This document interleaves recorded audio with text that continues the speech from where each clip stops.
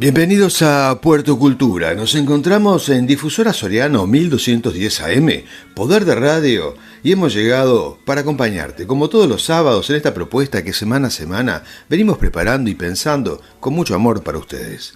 Mi nombre es Daniel Korsch y junto a Sandra Rush, Paula Enoder y Mariano El Requesén vamos a contarte sobre historias de vida, sobre cine, sobre libros recomendados. También vamos a analizar algo con respecto a la literatura. Te invito a quedarte con nosotros los próximos 60 minutos y dejarte llevar por todos estos temas que te vamos a contar, porque estamos a punto de desembarcar en el sorprendente universo de Puerto Cultura, ese espacio entre el cielo, la tierra, el arte y vos, que estás allí acompañándonos en Difusora Soriano 1210 AM. Para aquellos que recién nos están sintonizando, les cuento que están escuchando Puerto Cultura y que además lo pueden hacer a través de la página web de la radio www.difusorasoriano.com.uy, y recuerden que en la semana subimos el programa a YouTube Puerto Cultura, donde pueden volver a escucharnos. A continuación, comenzamos el primer segmento del día recibiendo a la escritora, a la escribana, a la gran comunicadora Sandra Rush, que nos va a contar sobre la segunda parte de quien fuera José María Martino Rodas, o conocido como Pepe Rodas, un artista realmente completo, que ha dejado una huella imborrable en Soriano. Con ustedes y con nosotros, Sandra Rush, en expresión viva, con José María Martino Rodas. Buenas tardes, querida audiencia. Muchas gracias, Daniel. Continuamos hoy con la expresión viva de José María Martino Rodas, el querido Pepe, que por más de 50 años posicionó a la ciudad de Mercedes y al país en un lugar de destaque y reconocimiento, como figura consular de la música culta. Sin proponérselo, con su virtuosismo y conocimientos, hizo que nuestra ciudad fuera llamada por los artistas montevideanos Mercedes la Culta. Fue un hombre y artista que por su personalidad y formación le puso el sello propio a su obra y marcó un rumbo en la vida musical de la ciudad, dedicándole su vida. Era pianista, director coral, pedagogo, lírico, ceramista, artista plástico, teatrista. En cada expresión artística que emprendía, era un maestro. Nos decía Ariel Frontán, otro querido de nuestro medio que partió hace poco tiempo, en su columna de Entrega 2000. Era un convencido que a través del arte y la cultura, el ser humano podía alcanzar sus sueños, realizarse, conocer lugares impensados, abrir su mente, formarse en cuerpo y alma. Seguramente eso lo llevaba a abrir sus puertas a todos quienes lo buscaban. No importaba la clase social, la edad, si cantaba bien o mal. A todos les daba la oportunidad acompañándolos, compartiendo su sabiduría artística, cultural y humana. Durante décadas, su casa frente al río fue el lugar donde se recibía a sus alumnos, a personalidades de la región y de Europa, donde surgieron los cantores de la Merced. Se relanzaron los madrigalistas de la Merced y también surgieron de ahí, porque tuvieron 2 etapas y en las 2 siempre estuvo Pepe Martino. Y Grupo Los Tres, todos bajo su dirección y acompañamiento al piano, dignos y prestigiosos embajadores de la cultura durante muchos años. Ahora vamos a escuchar parte de la ejecución al piano de la obra Nocturno de Chopin, interpretado por José María Martino Rodas.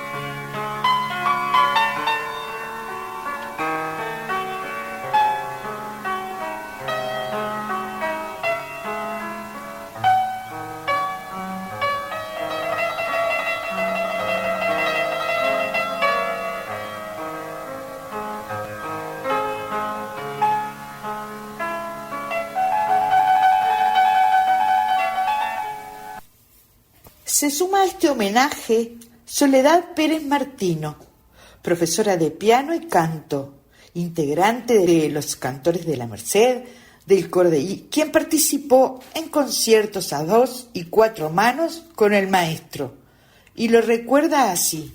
José María Martino Rodas. Agradezco al intendente que puso su nombre a la Casa de la Cultura, y luego te agradezco a ti por hablar de él en tu programa. El tío era un hombre siempre dispuesto a compartir sus cosas, entre esas cosas su casa. Se llama Para mí.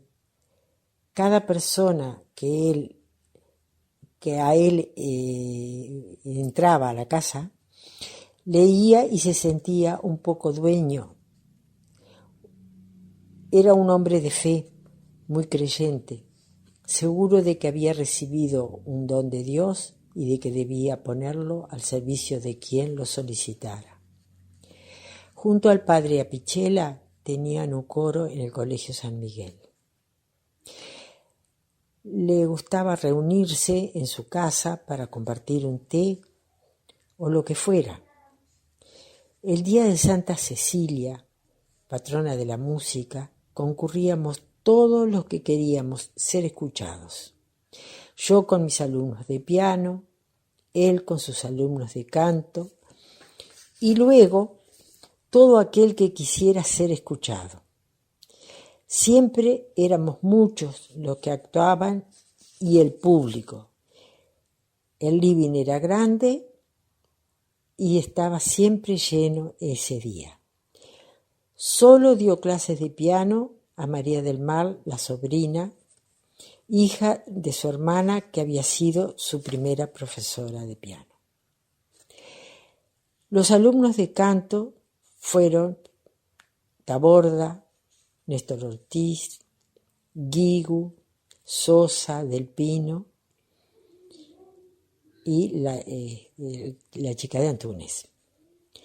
La obra que hizo conocer a los Cantores de la Merced fue la Misa Criolla de Ariel Ramírez. Yo tuve la suerte de tocar con el tío a 2 pianos y a 4 manos.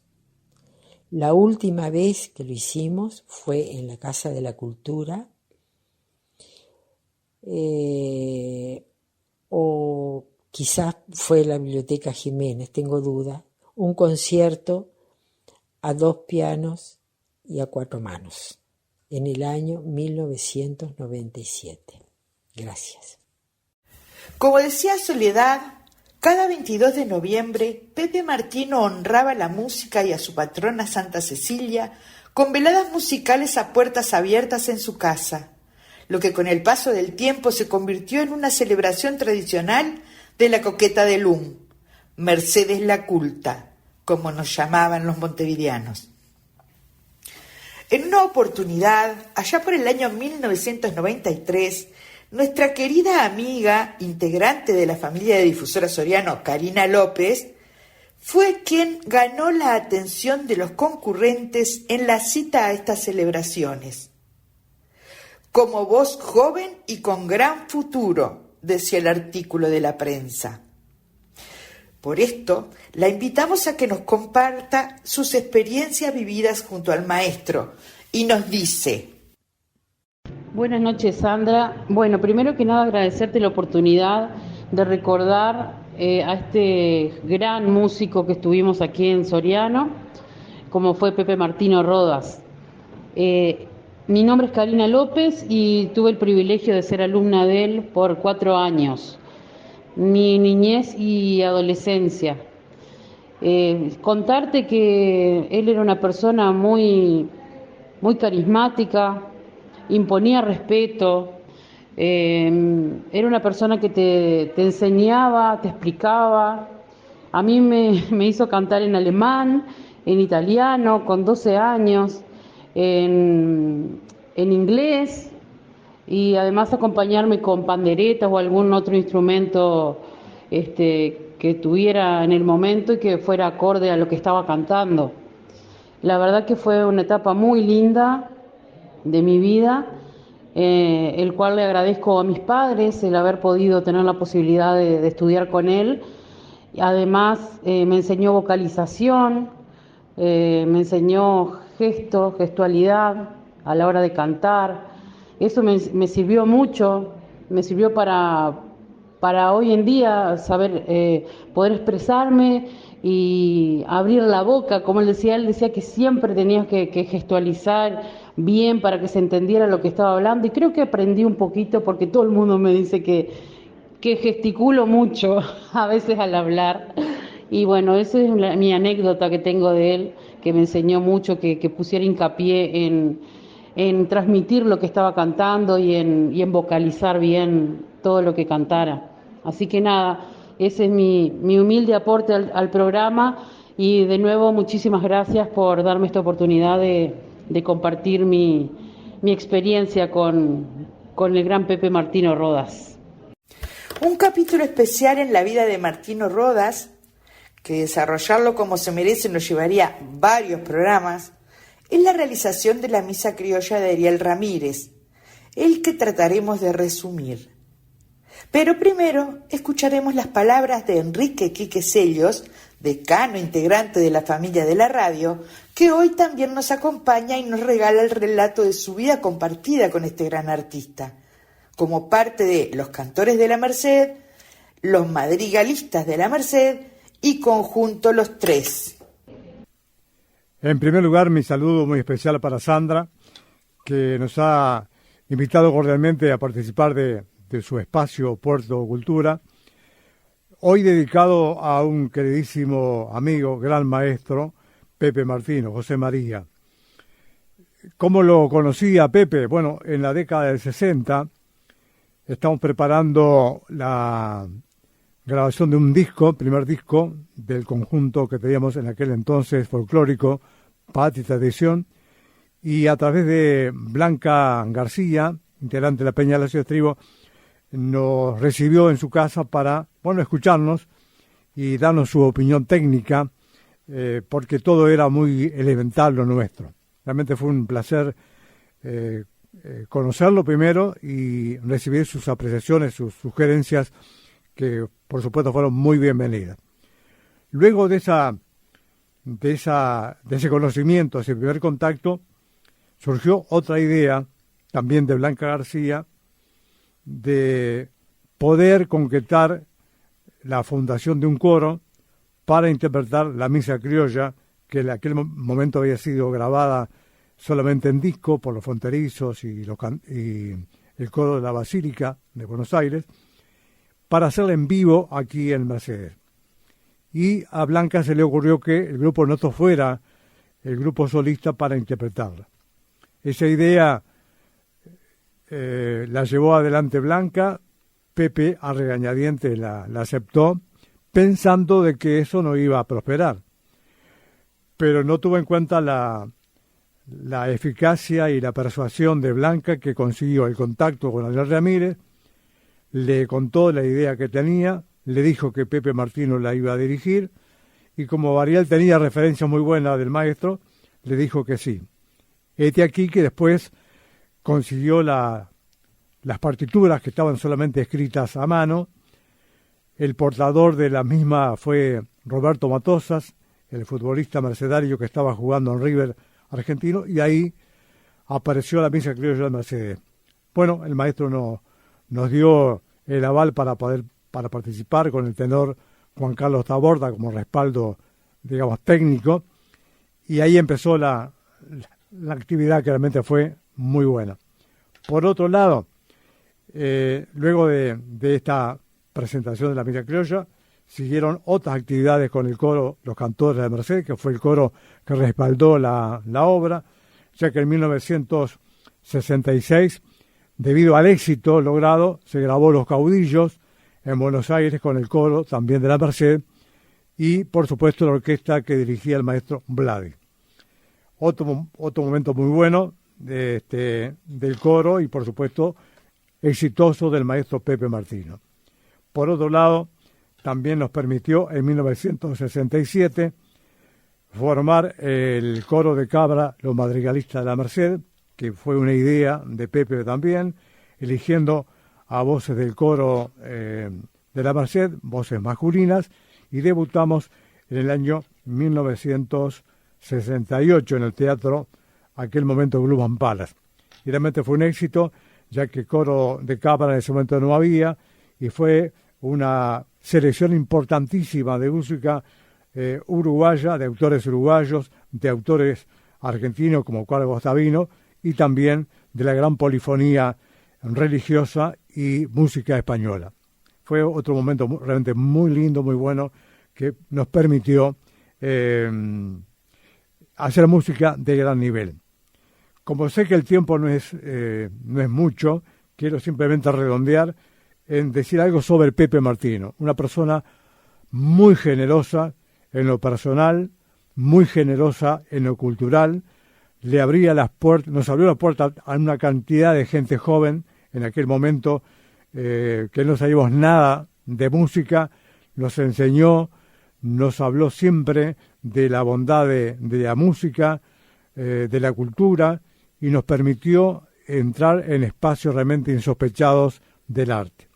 Entonces, simplemente y para redondear mi pensamiento, un gracias y un debe que la sociedad mercedaria tiene para con este gran maestro que nos dio tanto sin pedir nada. Así que gracias, Sandra, por recordarlo. Simplemente era eso, y seguramente en el transcurso del programa van a escuchar el piano de Pepe Martino haciendo obras realmente hermosísimas. Así que gracias, buen programa, Sandra, y ojalá que esto que hemos manifestado les sirva de algo. Que tengan muy buena transmisión. Los Cantores de la Merced es un grupo coral y musical que alcanzó reconocimiento nacional e internacional por sus interpretaciones bajo la dirección del gran Martino Rodas.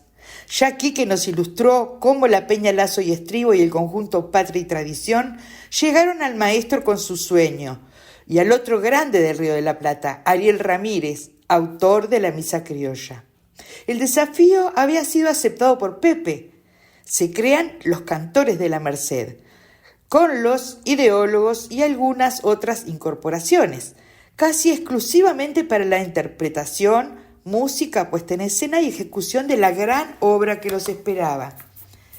El 13 de diciembre de 1965 se realizaba en la ciudad de Mercedes, en el estadio cerrado del Club Praga, en vivo y por primera vez en el mundo, la Misa Criolla.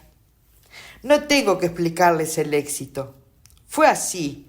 Fue aclamado por la prensa del Uruguay y Argentina, y desde todas partes eran convocados para su presentación. Como ejemplo, dentro de tantas presentaciones, les comento que en marzo de 1966 realizaron 4 presentaciones en el Auditorio del Sodre, donde figuran director y autor Ariel Ramírez, música Ariel Ramírez, Jaime Torres, Juan Enrique Farías, solista Juan Carlos Taborda y conjunto Patria y Tradición, integrado por Enrique Celios, Rafael de León, Bosco Castro y Hugo Achondo. Instrumentalistas Arturo Rossi y Ricardo Mañay. Coro Los Cantores de la Merced, dirigidos por el maestro José María Martino Rodas. Maestras preparadoras Tamar Ubillos de Gastelumendi, Clementina Meni de Mancini y Teresa Taramburelli. Cuántos nombres queridos que surgen acá, cuántos recuerdos. El vínculo artístico con Ariel Ramírez no se limitó a la Misa Criolla. Fue tanto el éxito y el reconocimiento de este grande a ese puñado de mercedarios comprometidos y soñadores que los invitó a viajar a Buenos Aires a grabar otra de sus grandes obras, Los Caudillos. Comparto a continuación las palabras del maestro Rafael de León, recordando al igual que Quique todas estas vivencias inolvidables junto a Martino Rodas. Hablar de Pepe Martino, es decir, José María Martino Rodas, es hablar de la música, es hablar de cultura en general. Fue una persona de un vasto conocimiento cultural, una persona que en pocas palabras uno llegaba a comprender distintos factores de la cultura, porque tenía una forma especial de ser y de transmitir esos conocimientos.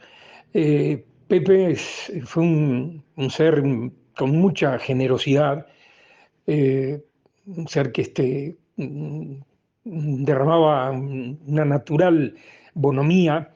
Era muy agradable conversar con él sobre distintos tópicos porque tenía, ya digo, un vasto conocimiento de distintos temas, ¿no?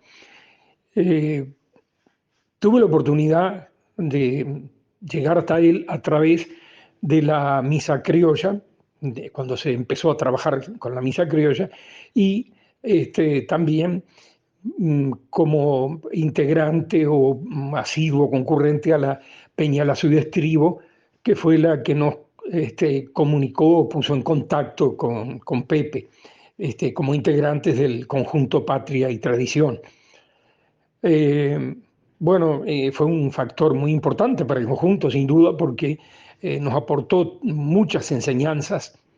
Desde un principio él se tomó muy en serio esto de trabajar para la misa. Era una persona que tenía una forma de trabajar muy, muy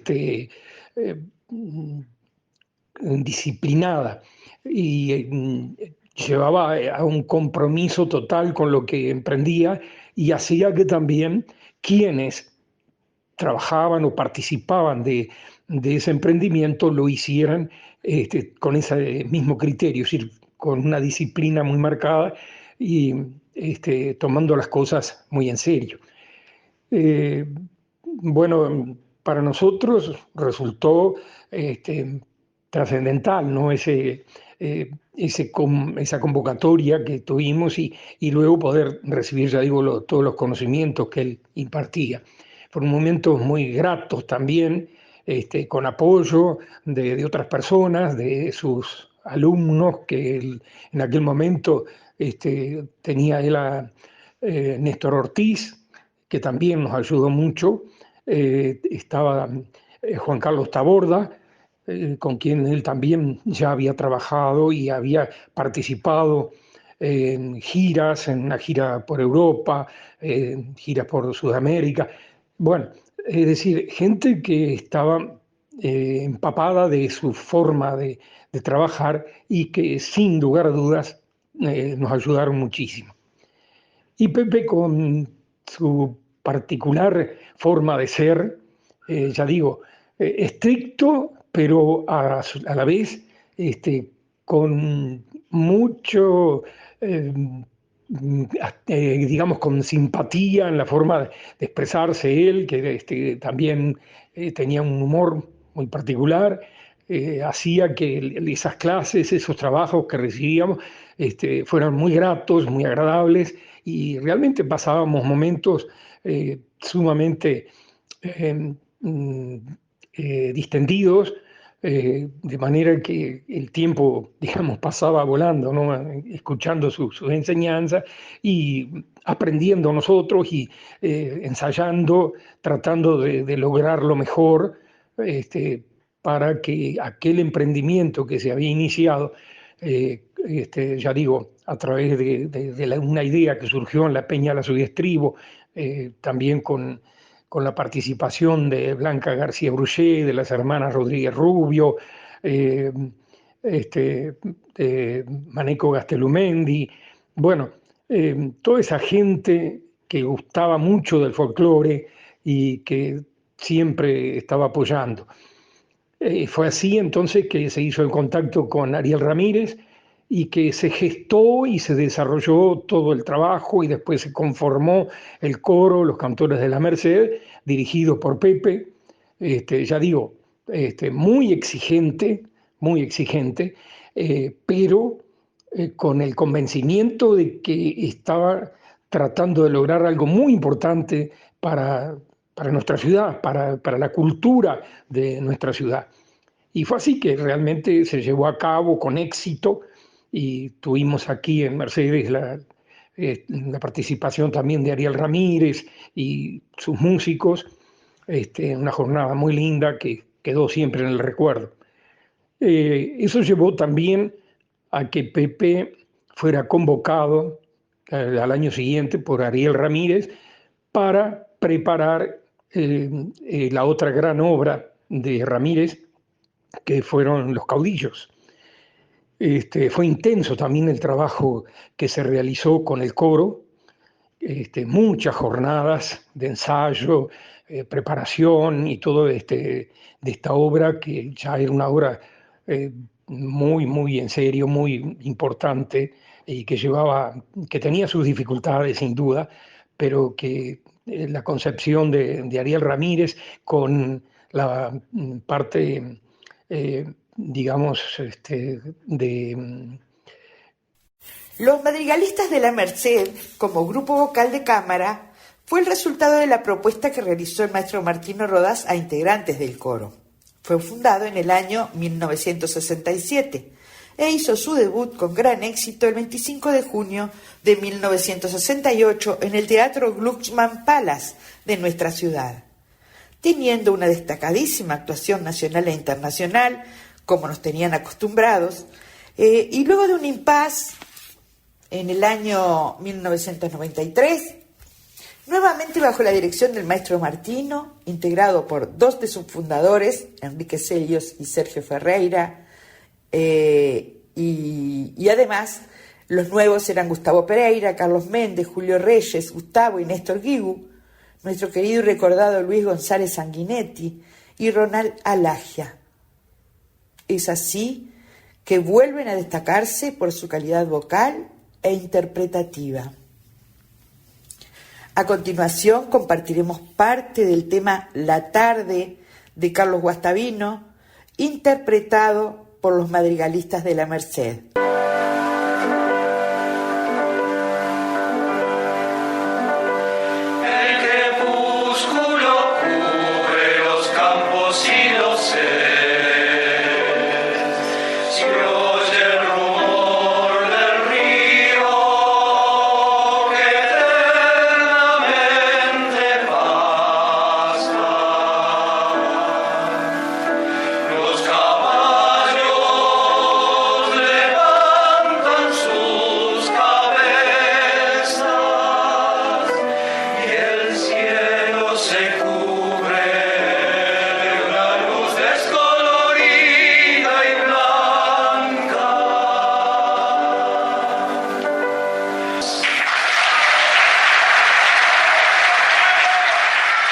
Hablar de Merced es un grupo coral y musical que alcanzó reconocimiento nacional e internacional por sus interpretaciones bajo la dirección del gran Martino Rodas. Ya aquí que nos ilustró cómo la Peña Lazo y Estribo y el conjunto Patria y Tradición llegaron al maestro con su sueño, y al otro grande del Río de la Plata, Ariel Ramírez, autor de la Misa Criolla. El desafío había sido aceptado por Pepe. Se crean los Cantores de la Merced, con los ideólogos y algunas otras incorporaciones, casi exclusivamente para la interpretación, música, puesta en escena y ejecución de la gran obra que los esperaba. El 13 de diciembre de 1965 se realizaba en la ciudad de Mercedes, en el estadio cerrado del Club Praga, en vivo y por primera vez en el mundo, la Misa Criolla. No tengo que explicarles el éxito. Fue así.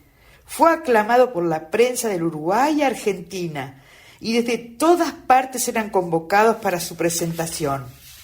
Como ejemplo, dentro de tantas presentaciones, les comento que en marzo de 1966 realizaron 4 presentaciones en el Auditorio del Sodre, donde figuran director y autor Ariel Ramírez, música Ariel Ramírez, Jaime Torres, Juan Enrique Farías, solista Juan Carlos Taborda y conjunto Patria y Tradición, integrado por Enrique Celios, Rafael de León, Bosco Castro y Hugo Achondo.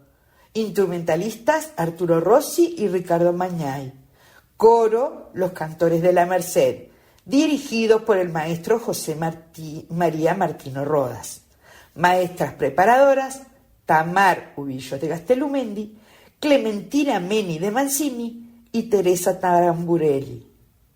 Cuántos nombres queridos que surgen acá, cuántos recuerdos. El vínculo artístico con Ariel Ramírez no se limitó a la misa criolla. Fue tanto el éxito y el reconocimiento de este grande a ese puñado de mercedarios comprometidos y soñadores que los invitó a viajar a Buenos Aires a grabar otra de sus grandes obras, Los Caudillos.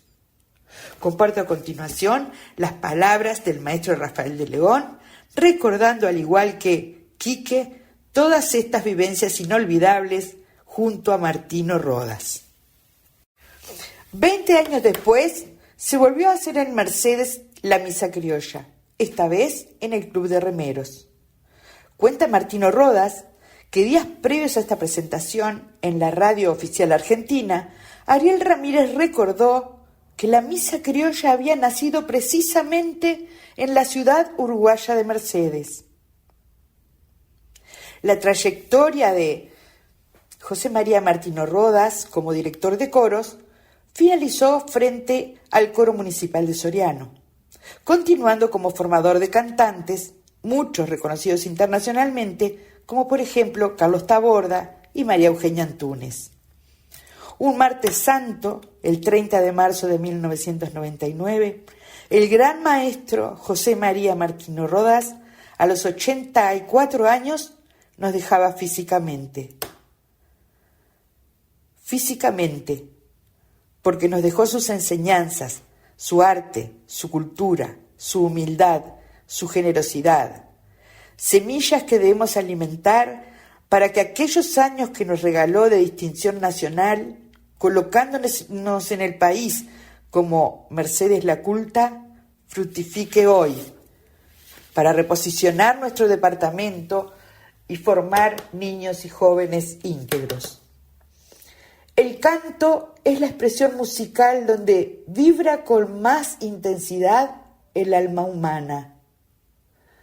Hasta siempre, Pepe Martino Rodas. Agradezco a Soledad Pérez Martino, Karina López, Enrique Quique Celios, Rafael de León, por su invalorable colaboración para realizar esta columna. A Daniel Fernández Corch, como director de Puerto Cultura, que me da la oportunidad de participar en este espacio. Al Centro Histórico y Geográfico, Entrega 2000, Diario Acción, Ecos de Castillo y Javier Techera, por el excelente material que ha sido de fundamental importancia para poder llevarles a todos ustedes estos recuerdos. Buenas noches, muchas gracias, hasta el sábado. Continuamos en la noche de sábado, en Séptimo Arte 21. Bueno, ya la hinchada siempre presente y cada vez llega más temprano, porque para aquellos amantes del cine es que llega María Noel Requesén, la escritora, actriz, comunicadora y crítica de cine, quien siempre tiene todas estas particularidades y temas relacionados al detrás de la pantalla. Con ustedes y con nosotros, como siempre digo, la increíble María Noel Requesén en Puerto Cultura. Adelante, María Noel. Hola, ¿cómo están? Muchas gracias, Daniel, por la presentación de cada semana. Bienvenidos a todos los oyentes de Puerto Cultura en Difusora Soriano 1210 AM. Acá les habla María Noel Requesens y como cada semana, como cada sábado de noche, en este segmento, en este espacio que llamamos Séptimo Arte 21, compartimos, conversamos y nos enteramos de todos los secretos ¿de qué? Bueno, del séptimo arte, es decir, del cine, de la gran pantalla. Como saben, este ciclo que comenzó allá por octubre del 2023, empezamos hablando, a meternos de lleno en los distintos géneros cinematográficos. Hablamos del cine animado, del live action, que son las remakes del cine animado, pero con actores y actrices de carne y hueso, con humanos. Hablamos del cine musical, hablamos también de la entrega de los Oscar, hicimos un poco de historia, mencionamos, bueno, los principales ganadores de la ceremonia de este año. Después también nos metimos un poquito en un programa en lo que vendría a ser una especie de género cinematográfico chiquito, que es el del cine bíblico, es decir, todas aquellas películas que narran la historia de Jesucristo principalmente, o de otros personajes de la Biblia. Después seguimos con el cine musical, y ya hace un par de programas, creo que este es el tercero si no me equivoco, nos metimos en un género cinematográfico que tuvo mucho auge en esta última década, entre los últimos 10, 15 años más o menos, que ¿cuál es? Es el cine basado en los cómics, es decir, el cine de superhéroes. En el primer programa de este cine, bueno, comentamos un poco de qué se trataba, hablamos de quiénes son los superhéroes, qué características tienen estos personajes, hablamos de un pasado traumático, tienen superpoderes, tienen de su gran misión en la vida es salvar a la ciudad, bueno, tienen siempre su interés amoroso.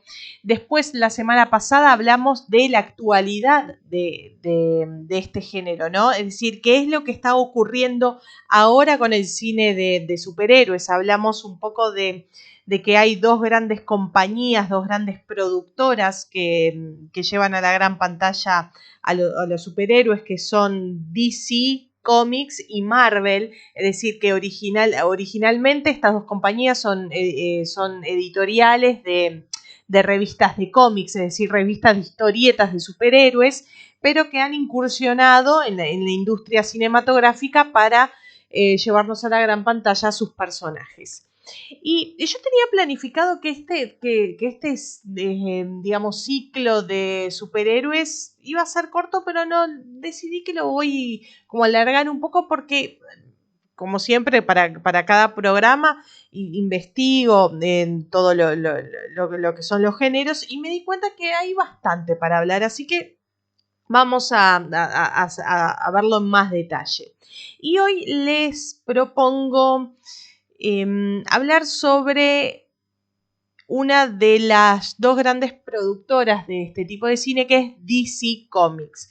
Yo les había dicho, creo que la semana pasada o la anterior, ahora no me acuerdo, que yo tenía mi corazoncito puesto en alguna de estas dos productoras, que no es DC. Yo soy como una chica de Marvel, que ya cuando hablemos de Marvel, ahí ya van a ver un poco mi fanatismo, pero hoy es tiempo para hablar de DC, es decir, DC, para hacerlo más uruguayo en español, ¿no? Bueno, ¿pero qué es DC Comics o DC Comics? Bueno, es, como ya les decía, es una editorial de cómics estadounidense que forma parte de DC Entertainment, es decir, DC Entretenimiento, que a su vez esta empresa DC Entertainment forma parte de Warner Bros., de que ya vamos a hablar ahora en unos minutos.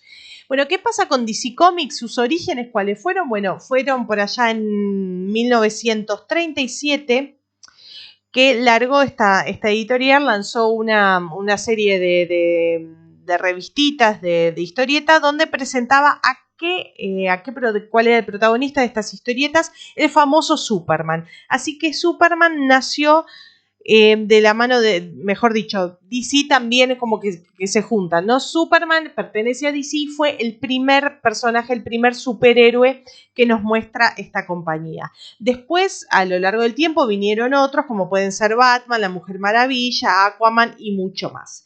Pero vamos a lo que nos compete el Séptimo Arte 21, que es el cine. Bueno, ¿qué pasa con DC Entertainment? Bueno, DC Entertainment o DC Entretenimiento, como más les guste, es una empresa subsidiaria, ya dijimos, de Warner Bros., que DC Entertainment es la pata, digamos, la pierna de productora de películas de superhéroes de Warner. Es decir, DC Entertainment produce, realiza películas de superhéroes que después se distribuyen en el mundo y en las salas de cines y también ahora, como no, en los streaming, de la mano con, digamos, con la cara de Warner Bros.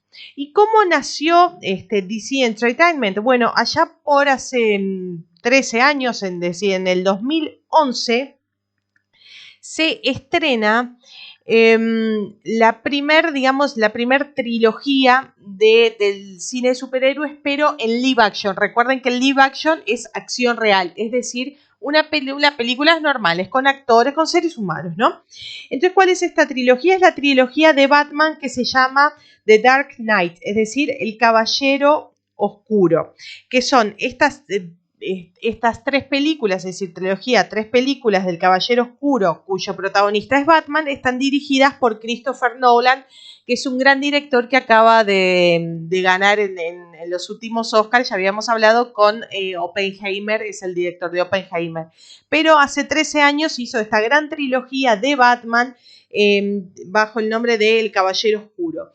El Caballero Oscuro, ustedes se van a acordar que la primera película del 2011, ahí nació el fanatismo, digamos, por el personaje del Guasón, que es el antagonista de The Batman, ¿no? No sé si recuerdan, hubo un actor llamado Heath Ledger, que falleció hace unos años, que fue el que llevó a la gran pantalla al Guasón, que fue una actuación fenomenal. Es más, ganó el Oscar a Mejor Actor de Reparto, un Oscar póstumo por este personaje, que después ahora lo están haciendo, se hizo hace unos 4 o 5 años, la película del Guasón con Joaquin Phoenix, otro gran actor, y ahora va a venir la segunda parte. Pero el DC Entertainment siguió produciendo películas de superhéroes y en el 2013, que esto es lo importante, en el 2013 se estrenó El Hombre de Acero, del director Zack Snyder, con Henry Cavill, que es un actor británico que hace de Superman. ¿Y por qué digo que esto es lo importante de toda la historia de DC Entertainment? Porque a partir de esta película del Hombre de Acero de Zack Snyder del 2013, se comienza a formar de lo que hablamos el programa pasado, el universo DC. Habíamos dicho que las dos grandes compañías de películas de cine de superhéroes eran DC y Marvel, y que forman lo que se llama el universo DC o el universo de Marvel. ¿En qué están formadas? Bueno, en todas las películas de los superhéroes del catálogo de cada editorial, ¿no? Entonces, en el 2013, con El Hombre de Acero, que es la primer película de Superman, digamos, de la era moderna, es que comienza a formarse el universo DC, el universo DC, es decir, de los superhéroes de esta compañía. Después vienen, en el 2015-2016, vienen Batman y Superman, con Henry Cavill también como haciendo de Superman, y el famoso Ben Affleck de Batman. Después vienen otras de La Mujer Maravilla, Aquaman, la Liga de la Justicia, pero de todo eso ya vamos a hablar en los siguientes programas. Y bueno, dijimos eso, que a partir del 2011 son la primera película de DC Entertainment con la trilogía de Batman del Caballero de la Noche, y en el 2013 el comienzo del universo DC con Superman a la cabeza. La semana que viene vamos a seguir un poco con el universo de DC, pero nos vamos a meter de lleno en su gran protagonista. Continuamos en esta maravillosa noche de sábado aquí en Soriano. Estamos a punto de desembarcar en el universo literario que nos ofrece la editorial Moavencroft, con algunos de sus títulos más recientes. El más nuevo de ellos es un ensayo de la escritora Fabiana García llamado El elefante rosado habla. Este libro tiene como propósito principal la visualización del elefante rosado, o sea, estamos hablando del consumo problemático, eso que nadie ve, o mejor dicho, que nadie quiere ver. Es una alerta para las personas que creen que este elefante rosado puede estar lejos de su casa y que jamás lo tendrán sentado en el sillón de su hogar. Las adicciones se manifiestan de forma silenciosa hasta que despiertan a los ojos de quienes rodean a nuestros seres amados o seres queridos o vecinos o gente de trabajo, y de repente ya es muy tarde. Por eso en este libro lo que nos enseñan es a detectar esas señales. Y también hay muchos casos de personas que cayeron en las adicciones y hicieron o han hecho todo el esfuerzo posible para salir de ellas, porque es posible. El elefante rosado habla, de Fabiana García. Luego tenemos también un libro para los más chiquitos, un libro infantil, Un lugar llamado Edenat, de Diosma Piotti. Este lugar llamado Edenat es un lugar que representa el Edén y la naturaleza, donde todo es paz, armonía y amor, y los niños se divierten con el sol, las brujas y la luna, que les canta para dormir. Una historia maravillosa que recrea un lugar icónico de nuestro país, pero lo tienen que descubrir. Este libro se llama Un lugar llamado Edenat, de Diosma Piotti. Continuamos con un libro de cuentos políticamente incorrectos. Ojo con esto. La pandemia del vampiro y otros cuentos políticamente incorrectos. Y acá el autor se pregunta si pueden existir este tipo de situaciones que él plantea, ¿no? A ver, él hace historias con zombies, hace historias con hombres vampiros, con otros personajes, donde satiriza entre el cómic o las historietas de cómic con personas reales, situaciones que todos vivimos en sociedad. Y desde allí, con esa visión atrevida o irónica, es que refiere a temas de todos los días que conocemos, pero lo hace desde el humor incorrecto, o la crítica desde lo que es justamente es esa visión de, no se los mencioné, el autor Miguel Ángel Grania. Una sátira. La pandemia del vampiro. Luego tenemos el poemario de Luces y Sombras de Sandra Rush. De Luces y Sombras es un poemario que palpita entre los remolinos de sentimientos que a ella, a la artista, la envuelven. Muchas veces son temas relacionados a las alegrías que todos tenemos en la vida. En otras oportunidades son las tristezas. Pero así es la vida, en blanco y negro. O transitamos por un gran corredor de baldosas en blanco y negro, que vamos caminando y vamos pasando por todos esos escenarios que Sandra Rush nos ofrece en un poemario muy sutil, siempre digo lo mismo, ¿no? Muy ajustado en sus palabras a la realidad en la que vivimos. Una realidad vertiginosa que los poetas como Sandra Rush captan en el aire las transformaciones de la sociedad y las logran condensar en palabras que nos estremecen. De eso se trata la poesía, de estremecernos, de asombrarnos. De Luces y Sombras de Sandra Rush. La pandemia del vampiro y otros cuentos políticamente incorrectos. Un lugar llamado Edenat, de Diosma Piotti, para los niños. Y El elefante rosado habla, un ensayo sobre el tema de consumo problemático, de Fabiana García. Estos libros los pueden encontrar en todas las librerías del país, y si no están, es cuestión de conversar con el librero y decirle, ¿me lo podés conseguir? Y él llama al distribuidor y se lo consiguen. Así que, amigos, nos encontramos la próxima semana con otros libros, o estos mismos también que estamos divulgando, de la editorial Moadengroff. Continuamos en Difusora Soriano 1210 AM, estás escuchando Puerto Cultura y estamos además en el último tramo del programa.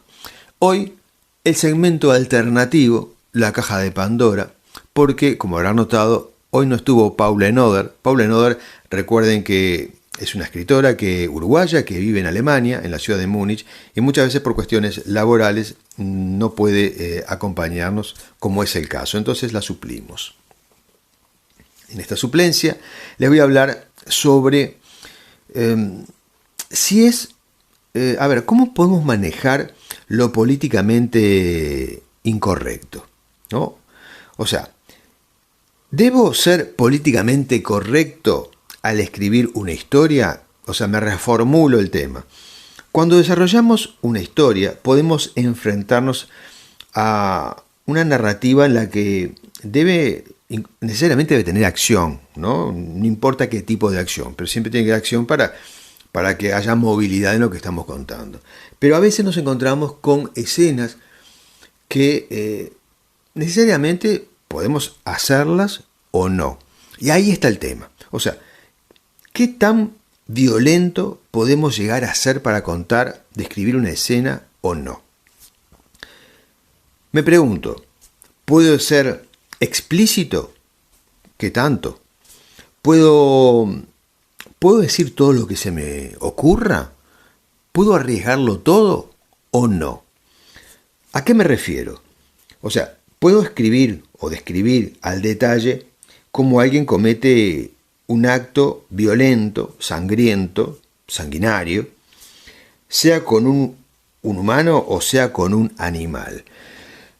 O sea, hablamos de crudeza, de violencia, de la corrección política, en este sentido. O sea, entonces, vuelvo a preguntar, ¿qué tanto puedo profundizar en esto? ¿Hay que tener límites o se puede ser tan salvaje como uno quiera? ¿Podemos cruzar esos límites? Son muchas preguntas, ¿verdad? Pero el tema es delicado, entonces quiero que me sigan paso a paso en cómo podemos resolver esto. O sea, hablamos de violencia en todo su universo, ¿no? O sea, puede ser sexo, puede ser tortura física, mental, lo que quieran. Entonces, la otra pregunta, ¿debemos censurarnos? El escritor debe narrar la historia siendo conscientes de que primero está la historia o no. O sea, si la historia lo justifica, bueno, porque tiene un motivo de ser, entonces hay que contarlo. Pero si somos cruelmente salvajes, contando una escena que realmente no lo necesita, entonces esto realmente le hace daño a la historia en general. No hay que hacerlo entonces. O sea, no hay que forzar la situación si la historia no lo requiere. Hay que saber diferenciar cuándo la historia requiere de algo y cuándo, ojo, y cuándo el autor, como autor, necesita expresar algo desde sus emociones. Cuidado con esto, porque no solo perjudicará la historia, sino que vamos a demostrar que no somos profesionales.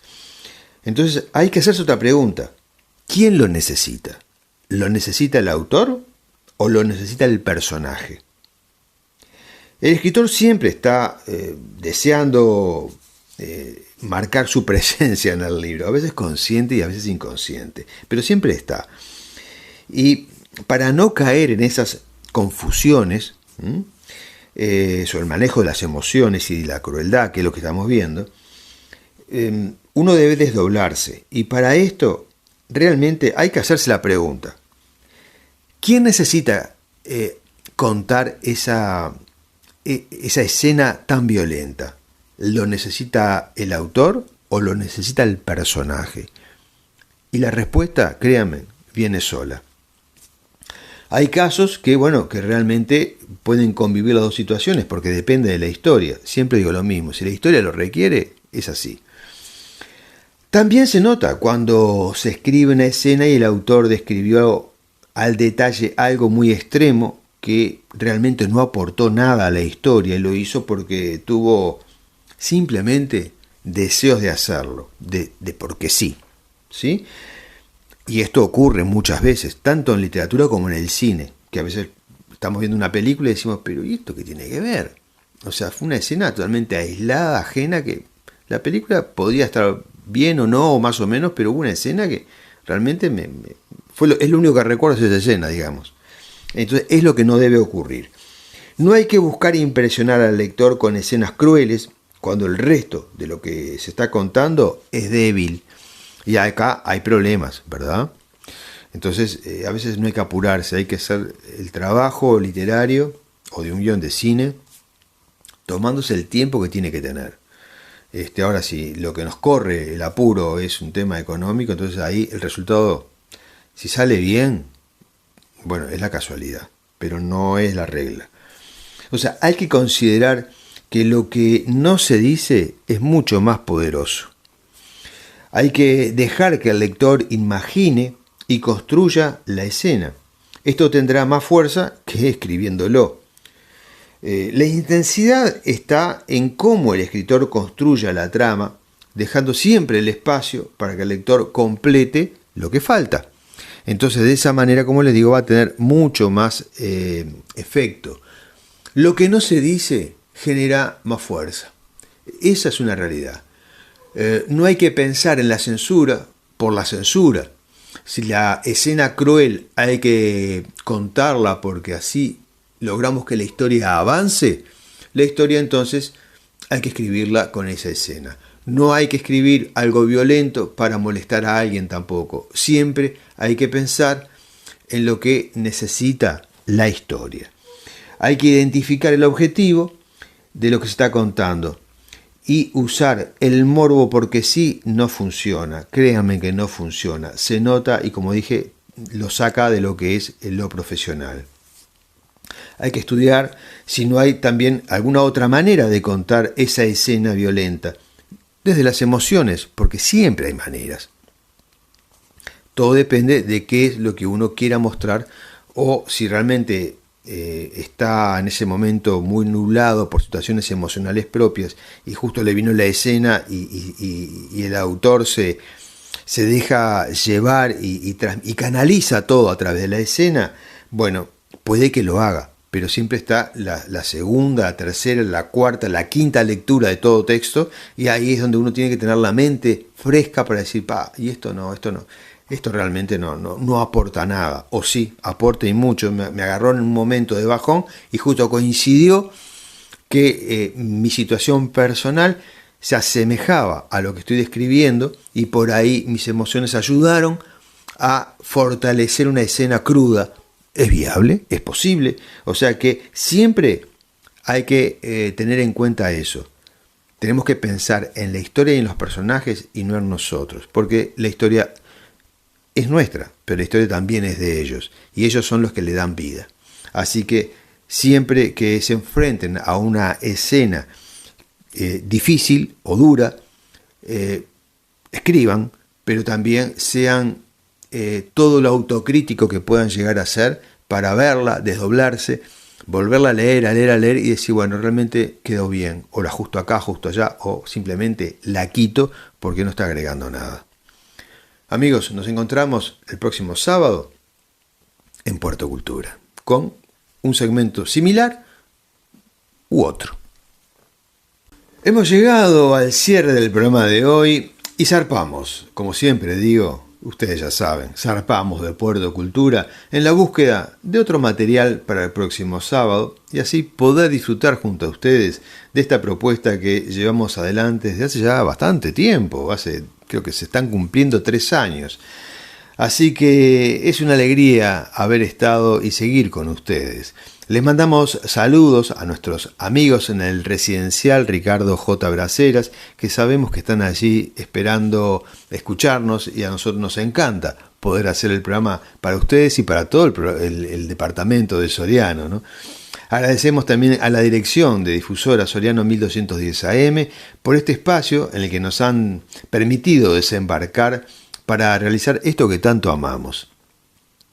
También le agradezco y le agradecemos al equipo de producción que nos ayuda para que esto suceda en todos sus órdenes. Soy Daniel Fernández Corch y junto a Sandra Rush, Pablo Noder y María Noel Requesén le damos las gracias por acompañarnos y nos volvemos a encontrar la semana que viene. Y recuerden que Puerto Cultura es un espacio entre el cielo, la tierra, el arte y es un espacio al resguardo del olvido. No se vayan, quédense en Difusora Soriano, que la programación de fin de semana no se la pueden perder. Adiós.